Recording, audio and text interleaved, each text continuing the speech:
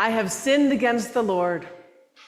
Don't worry, I'm just quoting King David. It's not a confession from when I was on vacation. It wasn't that kind of vacation, okay? Still, you have to wonder, how did David not get it, right? Why did it take some story about a lamb to help him understand what he had done wrong? I mean, part of me wonders if Nathan didn't tell that story because he just didn't want to have to say out loud, you should not take advantage of a woman and then kill her husband to cover your mistakes and use your power as king to do all of that, right? We shouldn't have to say these things out loud. That's a no, David. Bad David. And so he tells this story. And then David suddenly realizes who he is in Nathan's story and realizes what he has done. And lucky for us, we get to bear the ramifications of it, right? Did you hear that part? The sword will never leave the house of David. Excellent. There's an Indigo Girls song that says, now I'm doing time for mistakes made by another in another lifetime. Now, I'm pretty sure they were talking about past lives, which is not a part of our religion, thanks be to God, because we've got enough to worry about today. But we do know, don't we, about generational trauma, about the way things are passed down through generations. Think about the history of our country, right? There's so many wonderful people who helped to build this country, who worked for freedom. And then there's also the people they took land from, right? You shouldn't have to say that out loud. That's another one of those things. You don't take land from people by deceit or by violence. You don't enslave people, right? We shouldn't have to say these things out loud. And yet they were a part of our history that haunts us even now. And whether it's something as big as racism or even small things, mistakes that one of your grandparents made in business or something that somebody taught your parents that they taught you that you realized later should have never been taught to anyone. These things get handed down to us, even though they have nothing to do with the choices we've made. And meanwhile, if we're honest, we're not always making the best choices either. So we have to deal with the consequences of our actions and the consequences of actions that we had nothing to do with. How in the world are we ever going to turn this thing around? After Jesus feeds the 5,000, and isn't it nice that they give you a little clue at the beginning of the reading, like they knew we were going to be taking this piece by piece, Last week in the Gospel of John, Jesus fed 5,000 people. So now the people follow him across the sea and they start bombarding him with questions, right? And in sort of typical Jesus style, he seems to answer their questions with a question of his own, right? Which is, what are you really hungry for, right? What do you really want? And honestly, I'm not sure what the answer for them is, right? I mean, maybe they were literally hungry and wanted more food, because that's a real thing when you're hungry, right? It kind of takes over everything. Or maybe they wanted to see what he could do, right? That was a cool trick. What else have you got? Or maybe they wanted something they couldn't even articulate, right? They had a longing for something that was beyond words. Which brings us to the question for today. What are you hungry for? What do you want? How about a chance to turn this ship around? How about a way to live with community and love and peace and joy in a world full of conflict and chaos? How about a real, true, clean heart and fresh start? Paul, as he loves to do, gives us a list of things that we might be doing. Not to mention a list of gifts that we have, but only some of us have some gifts. And that's great, right? All good ideas, like stop acting like kids, use your gifts for the good of the community. Take seriously what we say every time we baptize someone into this faith, right? One Lord, one faith, one baptism. We all belong to each other and we all belong to God. But to do any of those things, you have to first do the most important thing that he talks about in this reading, which is to remember what you're about, right? What we are about, which is, spoiler alert, Jesus, right? It shouldn't be a spoiler alert, I hope. But that is the center of what we do. And people often think to be a Christian means that you should be nice to other people. And just to be clear, you definitely should. Do not go home and tell your mom that I said you don't have to be nice to people. That's not what Christianity is about. Okay, that's a part of it, right?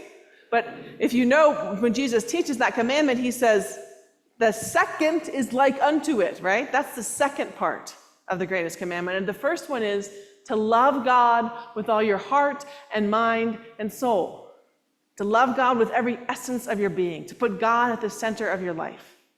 That is what Jesus came to remind us of the fact that we belong to God and that we belong to each other, and the power that love has. I recently read an article about the person who ran the second version of the Silk Road 2.0, a website which none of you have ever been on, okay? Very bad, very bad. Just imagine the things that we're not supposed to have to say out loud that you should not be doing on the internet. That's what happens on the Silk Road, okay? Bad. And it's all done in secret with Bitcoin. You know, if you have to hide who you are, that's a whole nother sermon, right? But if you have to hide your identity, maybe you shouldn't be doing what you're doing. So this man, after the first Silk Road was, they caught the person doing it, somebody asked him if he would do a little project for them, right? For the second Silk Road that was emerging. And then it was a little side project, and then it was just part-time until they found somebody else, and then before he knew it, he was running this huge website doing all kinds of illegal activities all over the world. But the person the FBI agent who caught him, and it was a real thing, like you see on TV, right? He went undercover and pretended to be a part of the Silk Road community so that he could find out who was at the top and bring him down. And he said, the man who was running I believe he goes by Emerson, we'll call him Emerson for this sermon. Emerson loved building things, right? He loved that work of working on computers and figuring out coding and figuring out systems and ways to get around security. And he loved it so much that he forgot what he was doing it for. Does that make sense? He wanted to do what he loved, he wanted to use his gifts, and he was using them for something that was evil, something that was bad. And after he was caught and put in prison, the federal government came back to him and said, actually, could you help us? Right? Because he was really good. Can you imagine someone breaks into your house and then you give them but he knew what he was doing, right? So for a while he was like handcuffed to a desk, with a computer, doing computer security stuff for the federal government. And eventually he was able to live under house arrest and have a sort of job for which he was not being paid, right? But he did his time in part by serving the good, right? By using his skills in service of something good. And now he has a family of his own, and he's starting a business doing cybersecurity. And one of his first investors was the FBI agent who caught him, right? How crazy is that? You can turn things around, right? And I don't tell you this story so that you can know that man really needed Jesus, although he was raised in a Christian household, and then he went back to the church after he was caught and trying to turn his life around. So, maybe. But to remind us that what we keep at the center of our lives is important, right? And that at any point, we can reorient our lives around what is good, around love, around God. There's a reason that Jesus tells us that he's the bread of life. It's not the candy of life, or the steak of life, or the glass of wine of life. All of those things are wonderful, right? But by bread, he means the essence, right? The most important thing, the thing that sustains us and keeps us alive. That's what Jesus is for us. Because if we're being honest, God could have, and by some counts maybe should have, given up on humanity a long time ago, right? We have a whole legacy of mistakes we've made collectively and as individuals. But those things that we long for, those questions we don't even know how to ask of Jesus, God wants those things for us too, right?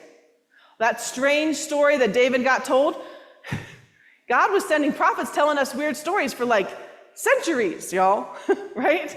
Trying to remind us again and again, come back to God, put God at the center of your life, remember how powerful God's love is, orient your life around that. And we wouldn't listen. So God did a parental equivalent of turning the car around. I will turn this car around, right? I will stop right now, and I will come down there. Don't make me come down there. But that's what happened, right? God showed up in Jesus with us, lived our lives, stayed present to the human experience so that we could truly, truly understand how much God loves us and how important it is for us to put that love of God and of each other at the center of all that we do. So I'm basically saying, clean hearts, fresh start, can't lose. Now that's a different story. And I know that things are immensely more complicated than that, right? If we put God at the center of our lives, are we suddenly going to undo all of the history of everything that's ever gone wrong? Are we never going to make another mistake in our lives? Probably not. But shifting the center of who we are and how we live, or coming back to the place that we started as beloved children of God, is some of the most important work that we have to do as Christians.